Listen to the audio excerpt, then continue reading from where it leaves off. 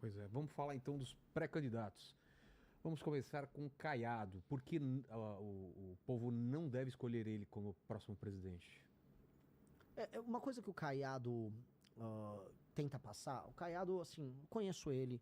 Ele esteve comigo no impeachment. Ele no começo era contra o impeachment da Dilma.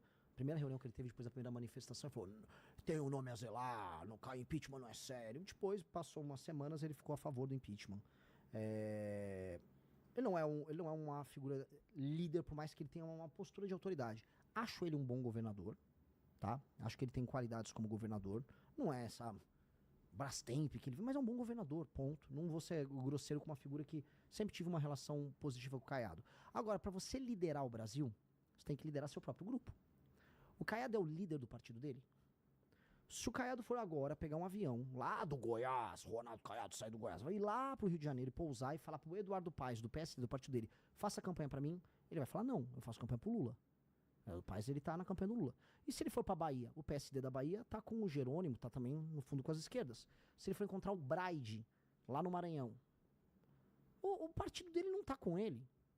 Como se o seu partido não tá com você, como é que você vai querer liderar um país? Como é que você tem uma candidatura? Então, essas coisas, assim, eles tinham que contar pra população: olha, primeiro tentar convencer os membros do meu partido. Isso já tira boa parte de qualquer, vamos dizer, sentimento de seriedade na candidatura dele. No fundo, pode ser que ele esteja sendo usado, às vezes, de boa vontade, pelo Kassab, que é uma raposa, que tá no governo do Tarcísio e no governo do Lula ao mesmo tempo, pra ficar se posicionando no tabuleiro e conseguir garantir o apoio pra alguém, pra negociar, retirar a candidatura do próprio Caiado. E aí o Caiado às vezes está sendo usado pelo Kassab, que já usou Ratinho, já usou Leite. Tá com todo mundo. Nunca confie em ninguém que é todo mundo ao mesmo tempo. O Kassab tá com todo mundo ao mesmo tempo. E agora tá usando a figura do Caiado nisso. Então, ele não lidera o próprio Ele falou bloco. que a preferência dele era o Tarcísio, né? Pois é. Veja só, você foi para um partido agora em que o primeiro eles apoiavam o Tarcísio, depois o Ratinho, depois o Leite e agora ele. Enfim. Aldo, vamos lá. Aldo Rebelo, cara, ele é um.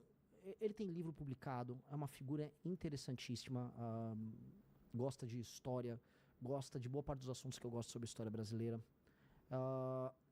Não tenho nada desabonador pra falar sobre ele, mas eu acho que ele faz parte de uma perspectiva, uma visão de mundo que, por mais que em muitos pontos, muitas premissas estejam certas, não tem o que a gente precisa para tornar o Brasil um país brabo, que é entender o impacto da tecnologia, o impacto da lei da ordem, e o impacto em escolher um lado muito claro para tornar o Brasil esse país sério, tá? O Aldo é um cara que teve como todo mundo. Dito isso, quem dera a eleição fosse entre eu e o Aldo.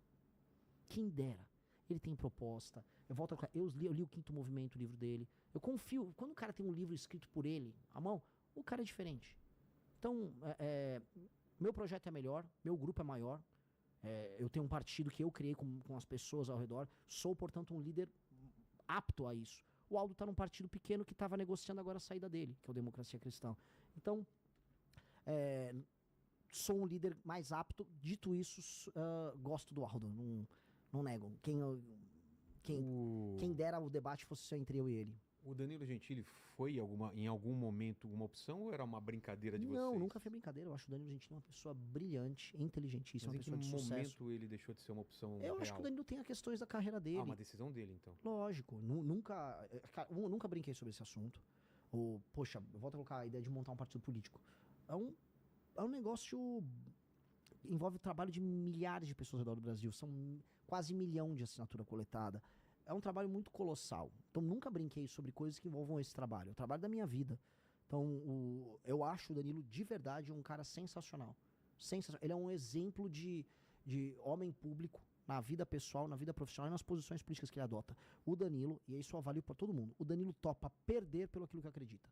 Avalie um homem público pelo que ele perde e não pelo que ele ganha no que ele fala. O Danilo Gentili várias vezes correu o risco de perder a posição dele no SBT, várias vezes sofreu pressões do governo A, B ou C, tentaram cancelar a carreira dele várias vezes, ele nunca moveu o pé das posições dele. Se ele topasse, era ele de presidente e Eu você já de tinha vice? anunciado ele há muito tempo. Pô, vem Danilo, vem Danilo, vem Danilo. Mas você iria de vice ou não ia ficar nos bastidores? Eu nunca quis ser vice, eu nunca quis ser candidato a deputado.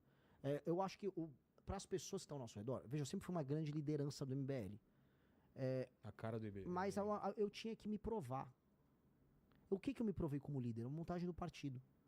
As pessoas falam, o Renan é especial, o Renan tem uma capacidade de executar especial depois da montagem da operação da Valete e da montagem do partido. Aí os próprios membros falam, pô, é o Renan.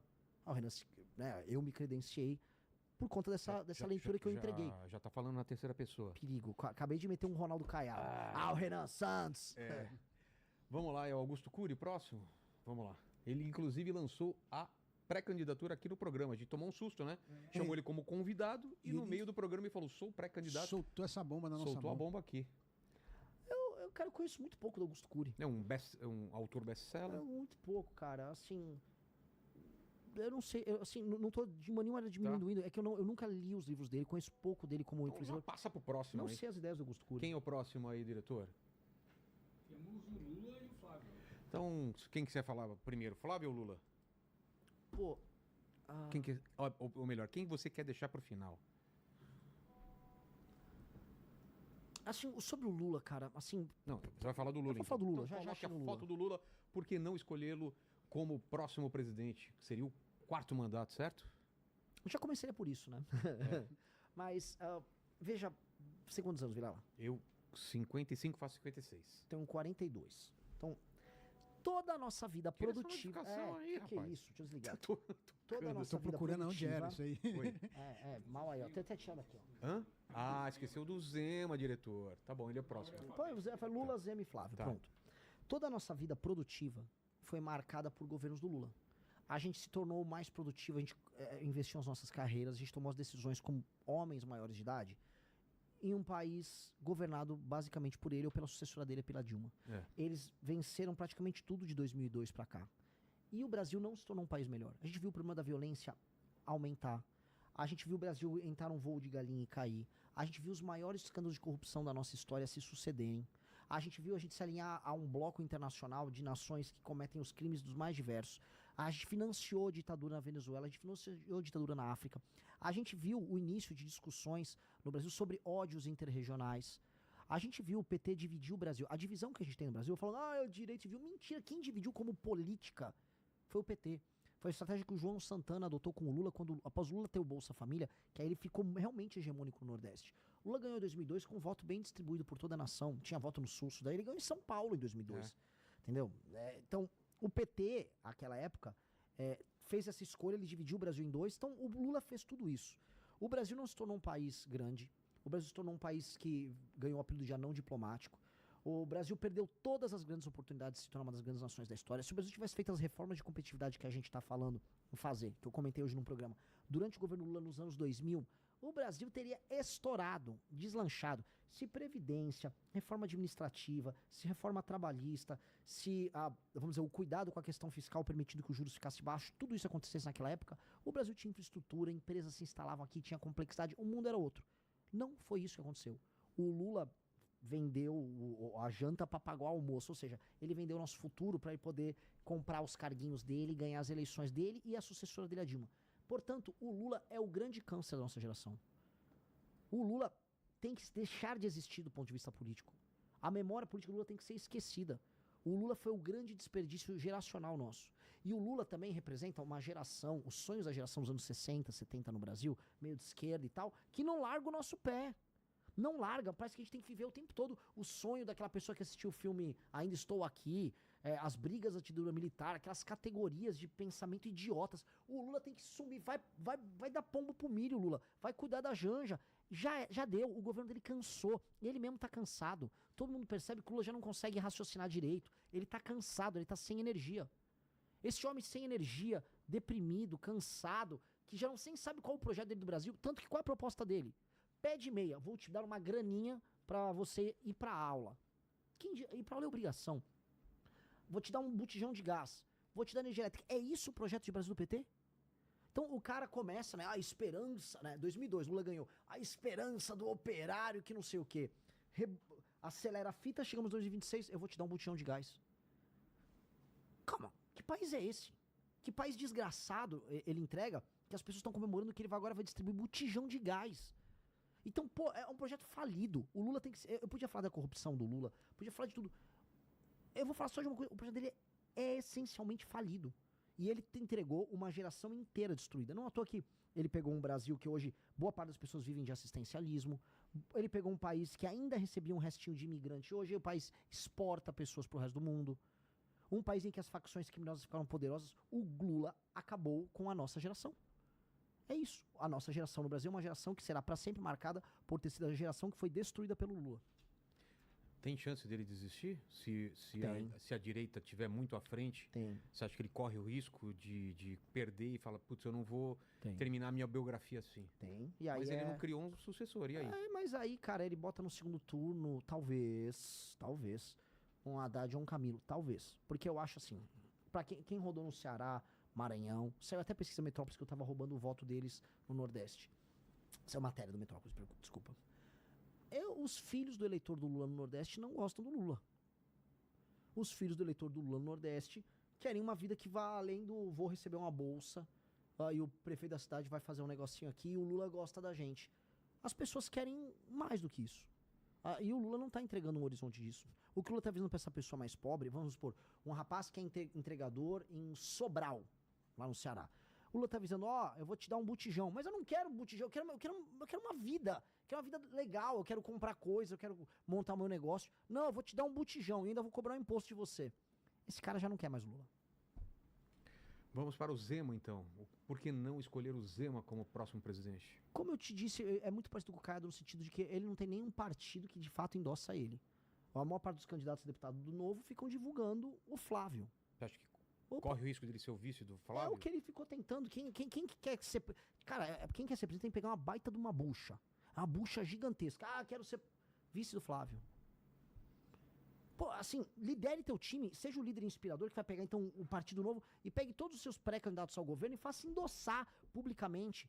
E comece a entender que assim, você não é a alternativa 2 ao Flávio. Todos nós, eu, Zema, Caiado, teremos que arrancar voto do Flávio, que são as pessoas que são conservadoras, que foram enganadas por anos pela família Bolsonaro. E aí ele fica falando em ser vice? Vice? Por que adianta denunciar o STF se o cara que faz o acordo com o STF pra beneficiar o Banco Master, que é o Flávio, é tratado por ele como um cara normal? Não dá, cara. Não dá. Isso não dá. E assim, agora tirando isso, pelo menos ele é um cara que teve coragem lá de falar dos caras do STF. Isso conta. Isso conta. Gostaria de... Já falei o Zema, Caiado, já falei em outras entrevistas. Poderia compor um grupo com a gente lá numa gestão minha? Entendi. De forma clara. Por mais que eu não concorde com a postura e acho que quando eu tive com o MBL sozinho apontando os erros do governo Bolsonaro, eles não tiveram coragem de apontar. Não tiveram... Pô, quando o Bolsonaro destruiu a Lava Jato e permitiu que o Lula fosse solto, a gente apanhou sozinho. Por mais tudo isso, não acho que é uma pessoa do mal. Mesmo, de maneira alguma. E finalizando, Flávio Bolsonaro. Por que não escolhê-lo? Eu já falei pra muita gente, o Lula, se a gente fosse fazer uma leitura, quase bíblica da coisa, o Lula é o nosso capeta e o Flávio é o nosso Judas. O Flávio é o nosso Judas, o Lula é o nosso capeta. Assim mesmo? Capeta e Judas? Se você fizer uma leitura muito simples, mas o Lula é o nosso inimigo natural. É o cara que não é Jesus não, né? Graças a Deus não, nem posso. Pelo amor de Deus, eu sou apenas um homem olhando ali, né, a traição da causa e o inimigo direto.